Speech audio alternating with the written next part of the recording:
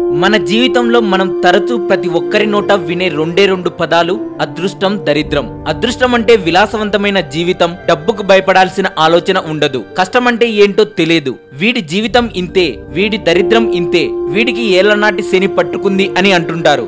ఏదైనా ఉద్యోగం తెచ్చుకోలేకపోయినా, డబ్బులు ఎలా సంపాదించాలో తెలియకపోయినా, కష్టాలకు కేర్ ఆఫ్ అడ్రస్ గా నిలిచే వారిని దరిద్రులు అంటుంటారు.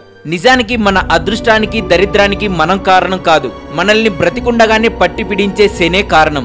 నమ్మకం కలగడం లేదా? అయితే ఇది జాగ్రత్తగా వినండి. ఇల్లు కట్టి చూడు, పెళ్లి చేసి చూడు అంటుంటారు మన పెద్దవారు. ఒక సొంత ఇల్లు కట్టుకుంటే ఆ ఆనందమే వేరు. కానీ ఆ తర్వాత వచ్చిన ఆర్థిక ఇబ్బందులే శని. పెళ్లి అనేది ప్రతి ఒక్కరి జీవితంలో ఎంతో సంతోషకరమైన రోజు. కానీ పెళ్లి అనే పదంతోనే ఖర్చు రూపాయి నుండి మొదలై ఎక్కడితో ఆగుతుందో చెప్పలేం. అలాగే మంచి ఉద్యోగం ఉంది కదా అని సంతోషంగా ఇల్లు కట్టుకుంటే ఆ వెనుక నెలలోనే జీతంలో కట్టయ్యే డబ్బులు, ఆ తర్వాత పెళ్లి, ఇలా ఒకవైపు నుంచి మంచి జరుగుతూనే శని పక్కనే ఉంటుంది అంటుంటారు మన పెద్దలు. సకల జీవులకు ప్రత్యక్ష దైవమైన సూర్య భగవానుడికి, అతని రెండవ భార్య ఛాయాదేవికి పుట్టిన సంతానమే శని. యమధర్మరాజు శనికి సోదరుడు.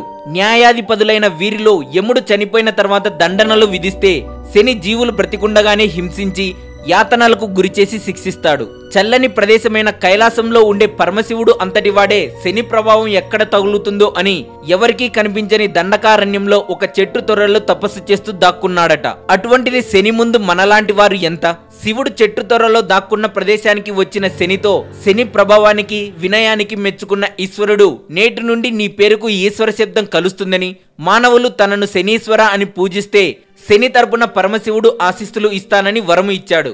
అలా శనిగ్రహం శనీశ్వరుడు అయ్యాడు.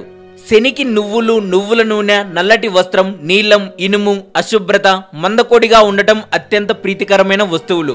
వారంలో 7వ వారం శనివారం. శనివారానికి అధిపతి శనీశ్వరుడు. సంఖ్యాశాస్త్రం ప్రకారం కూడా 7 శనికి ప్రీతికరమైన సంఖ్య. అందుకని శనివారం లేదా శని త్రయోదశి నాడు శని వల్ల ఇబ్బందులు పడుతున్న వారు శనికి ఇష్టమైన నువ్వుల నూనె, నల్ల నువ్వులు, నీలపు శంకు పుష్పాలు, నల్లని వస్త్రంతో శని గ్రహానికి ఎవరైతే అర్పించి ఆరాధిస్తారో వారికి శని వల్ల ఏర్పడిన అనారోగ్యం, మృత్యు భయం పోయి ఆరోగ్యం చేకూరుతుందని పరమశివుడు వరం ఇస్తాడు.